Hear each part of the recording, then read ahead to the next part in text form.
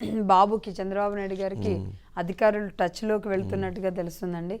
ముఖ్యంగా ఇప్పుడు election commission అధీనంలో ఉన్న ఈ పరిస్థితుల్లో ఆపద్ధర్మ ముఖ్యమంత్రిగా జగన్మోహన్ రెడ్డి గారు ఉన్నారు. అయినప్పటికీ పార్టీ ఏమో జగన్మోహన్ రెడ్డి గారి ప్రమాణ స్వీకారానికి ఏర్పాట్లు చేసుకుంటున్న నేపథ్యంలో రైట్ నౌ అధికారంలో ఉన్నవాళ్ళు లేదంటే లూప్ లైన్లో ఉన్న అధికారులు వీళ్ళందరూ చంద్రబాబు నాయుడు గారికి కాంటాక్ట్లోకి వెళ్ళబోతున్నట్టుగా తెలుస్తుంది. ఎలా చూస్తారంటారు? అధికారుల విషయంలో ఆయన చాలా ఆచితూచి వ్యవహరిస్తారు కదా. అంటే ఆల్రెడీ అధికారులు సిఎస్ జవహర్ రెడ్డి గారే చంద్రబాబు నాయుడు గారి దగ్గర రాయబారం పంపారని చెప్పని జరుగుతుంది ఒక చర్చ. ఏముంది దానికి? ఏముంది, అధికారులు తెల్లారేటప్పుడు మాయమవుతారు. మామూలుగా అసలు నిన్నటి వరకు జగన్మోహన్ రెడ్డి గారి దగ్గర మొత్తం చక్రం తిప్పిన వాళ్ళు 5 నిమిషాల్లో చంద్రబాబు నాయుడు గారి దగ్గరికి వచ్చేసి ఏదో ఒక రూపంలో లేకపోతే ఎవరెవరు మధ్యవర్తి ద్వారా ఇక్కడ తెలుగుదేశం పార్టీ కూడా లంబూ జంబు బ్యాచ్ అని ఒక బ్యాచ్ ఉండిద్ది అనమాట. వీళ్ళు ఏంటంటే అటు ఇటు పెద్ద మనుషులాగా అటు ఉన్నప్పుడు వెనకమాల ఉండి అటు నడుపుతుంటారు, ఇటు రావడంతో మళ్ళీ ఇటు వచ్చి ఇటు పెద్ద మనుషులాగా నడుపుతుంటారు. వీళ్ళందరినీ ఒక AK-47 పెట్టి కాల్చి పారేస్తే కానీ ముందు ఇక్కడ సిస్టమ్ బాగుపడదు. ఎందుకంటున్నానంటే అక్కడ ప్రాబ్లం ఏంటంటే వచ్చేసేదను ఆయన అట్లా అనుకోలేదంట, ఇట్లా అనుకోలేదంట, తప్పు పరిస్థితి చేశారంట, ఎట్లా అంట అట్లా అంట అని చెప్పని వీళ్ళకి ఇట్లా చెప్తూ ఉంటారు. తప్పని పరిస్థితుల్లో ఇరికిచ్చారంట, తప్పని పరిస్థితుల్లో ఇది చేశారంట, అటు చేశారంట, ఇటు చేశారంటారు. సరే ఒకసారి చెప్పినట్టు ఎన్నడు కానీ రెండోసారి చంద్రబాబు నాయుడు మళ్ళీ సరే పానీలే అని అనుకుంటారు. సరే ఈసారి అట్లా పానీలే అనుకునే దానికి అడ్డుగా లోకేష్ ఉంటాడు కాబట్టి మరి చూడాలి. రెడ్ బుక్లో పేర్లు ఉంటాయి కాబట్టి మరి ఏం జరిగిద్ది అనేది చూడాలి. కొంతమంది అధికారులు ఆల్రెడీ ఇప్పటి నుంచి కాదు గత సంవత్సర కాలంగా కొంతమంది, తర్వాత చిన్నగా కొంతమంది, తర్వాత కొంతమంది అట్లా టచ్లో ఉన్నారు. వాళ్ళు కూడా వాళ్ళ ఇబ్బందులు తెలియజేస్తున్నారు, వాళ్ళ పరిస్థితులు తెలియజేస్తున్నారు. అయితే చంద్రబాబు నాయుడు ఎక్కడా కూడా వాళ్ళ పేర్లు మెన్షన్ చేయలేదు. మన సభల్లో కూడా ఒక సందర్భాల్లో ఒక ఆఫీసర్ బాధపడ్డాడు, చాలా ఇబ్బంది పడ్డాడని. కానీ అట్లాంటి వాళ్ళు ఎవరు కూడా ఆ పేర్లు మెన్షన్ చేయలేదు. అయితే ఇప్పుడు జరుగుతుంది వచ్చేసారట. అంటే అందరూ ఉద్యోగులే ఉందండి, ఉద్యోగ సంఘాలది ఇప్పుడు అసలు మరి అది ఎక్స్ట్రీమ్ అనుకోండి.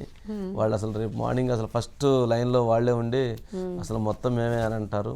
మరి వాళ్ళేందో వాళ్ళ గోలేందో అర్థం కావట్లేదు. సరైన నాయకత్వం లేదు. సరైన నాయకత్వం వస్తే అక్కడ కాస్త బాగుంటుంది. అయితే ఇప్పుడు ఆఫీసర్స్ మాత్రం ఆల్మోస్ట్ సెటరేట్ అయిపోయారట.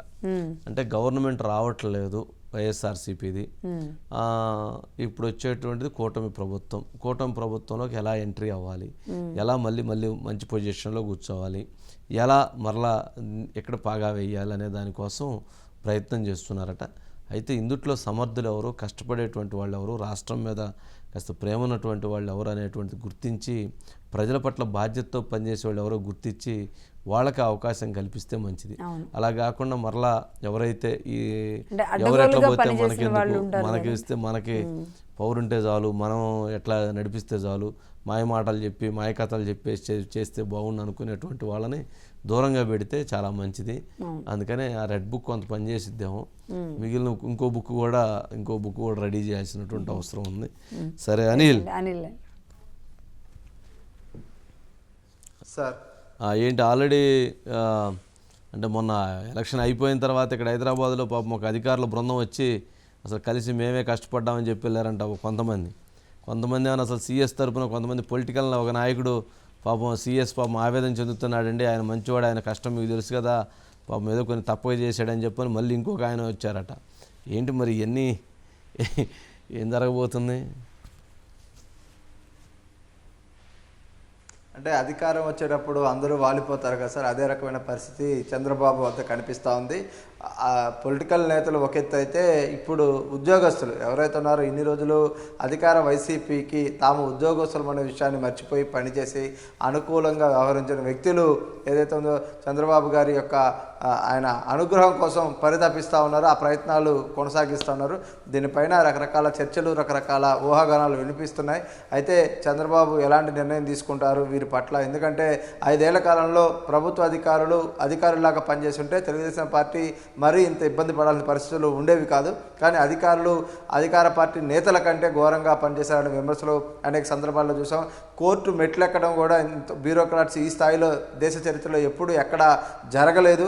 దాని అంతటికీ కారణం ఏదైతుందో అధికార పార్టీ నేతలకు వాళ్ళు అధికారులు తలగొట్టడమే ఒక నిదర్శనం. ఎన్నోసార్లు చివాట్లు, తర్వాత కోర్టు నుంచి కూడా ఇంకా అనేక రకాల విమర్శలు పాలైన పరిస్థితి కూడా మనం చూసాం. అలాంటి వారందరూ కూడా ఇప్పుడు టీడీపీ అధినేత చంద్రబాబు అనుగ్రహం పొందడానికి తమ ప్రయత్నాల్లో అయితే ఉన్నారు. రాష్ట్ర స్థాయిలో ఉండే కీలక అధికారి నుంచి కింది స్థాయి సిబ్బంది వరకు అనేక రూపాలలో తమ స్థాయి కొద్దీ ప్రయత్నాలు అయితే కొనసాగిస్తున్నట్లు తెలుస్తోంది. కొంతమంది 6 నెలల ముందు నుంచే మేల్కొన్నారు, కొంతమంది ఎలక్షన్కి సంబంధించి పోలింగ్ అయిన తర్వాత తమ ప్రయత్నాలను అయితే ముమ్మరం చేశారు. కానీ ఈసారి టీడీపీలో ఒక ఏదైతే సిస్టమ్ అమలు చేస్తారనేది కనిపిస్తుంది. నిజంగా జరుగుతుందా లేదా కాలం నిర్ణయించాల్సిన పరిస్థితి. ఎవరైతే చాలా సీరియస్గా వార్నింగ్ ఇచ్చారట చంద్రబాబు నాయుడు గారు. ఎవరైతే జవహర్ రెడ్డి గారు పంచాయతీ తీసుకొచ్చినటువంటి ఆ నాయకుడికి ఇంకా చాలు, మీరు ఇలాంటి ఎప్పుడు ఇంక తీసుకురావద్దు, అధికారుల విషయంలో ఎవరు ఎలా ఏంటి అనేది నాకు చాలా స్పష్టమైనటువంటి అవగాహన ఉంది, కాబట్టి ఇక నుంచి ఎవరు ఇలాంటి పంచాయతీలు లేదా ఇలాంటి రికమెండేషన్లు ఇలాంటివి అధికారులకు సంబంధించి మీరు నా దగ్గరికి తేవద్దు, నేను చాలా స్పష్టంగా ఉన్నాను, నాకు చాలా క్లారిటీ ఉంది, ఈసారి వాటికి సంబంధించినటువంటి అంశాలని నేను పరిశీలిస్తాను, నేనే చూస్తాను అని చెప్పారట. ఏంటి అలాంటి మార్పు ఉండిద్దంటావా చంద్రబాబు నాయుడు గారు? 14 ఏళ్ళకు పైగా పనిచేశారు సార్. 14 ఏళ్ళకు పైగా పనిచేసిన ఆయన పరిపాలనలో అధికారులు ఎక్కడ ఆయన కోసం జైలు పాలైన పరిస్థితి కానీ విమర్శల పాలైన పరిస్థితి కానీ మనం చూడాల. కానీ ఈ 5 ఏళ్ళు దానికి ముందు జరిగిన కొన్ని పరిణామాలు ఆంధ్ర రాష్ట్ర ప్రజలు, తెలుగు రాష్ట్రాల ప్రజలు చాలా చూశారు. అయితే ఈసారి చంద్రబాబు ఏదైతే రాజకీయంగా ఎంత పోరాటం చేశారో కొంతమంది అధికారులు చేసిన ఆ అంశాలపైన కూడా ఆయన పోరాడాల్సి వచ్చింది ఖచ్చితంగా. దీని పట్ల ఆ వ్యక్తుల యొక్క బిహేవియర్ని ఆధారంగా చేసుకొని ఆయన తన పరిపాలన సాగిస్తానని చెప్పే ప్రయత్నంగా అనేక సందర్భాలు చెప్పడం జరిగింది.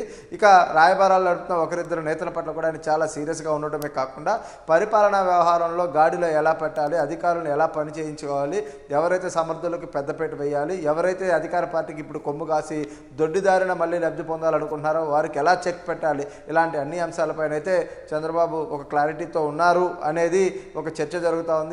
అయితే టీడీపీ అధినేత చంద్రబాబు ఆయన విషయం ఎలాంటి నిర్ణయం తీసుకుంటారు పార్టీ పరంగా ప్రభుత్వ పరంగా రేపు వచ్చిన తర్వాత అనేది కాలమే నిర్ణయిస్తుంది. ఎందుకంటే ఈరోజు ఉన్న పరిస్థితులు వేరు, రేపు అధికారంలోకి వచ్చాక ఆయన చుట్టూ చేరే వ్యవస్థలు వేరు, కాబట్టి మనం అన్నింటినీ ఇప్పుడు అంచనా వేయలేని పరిస్థితులు కూడా ఉంటాయి. అయితే ఇప్పటికైతే ఆయన కొంత క్లారిటీతోనే ఉన్నారు అనే చర్చ అయితే పార్టీ సర్కిల్స్లో బలంగా జరుగుతూ ఉంది. ఆ రాయబారం నడపడానికి ప్రయత్నిస్తున్న నేతలకు కూడా చాలా గట్టి చురకలే అంటించారు అనేది కూడా ఆ పార్టీ వర్గాల్లో ఒక సమాచారంగా జరుగుతూ ఉంది సార్. Okay, right Anil.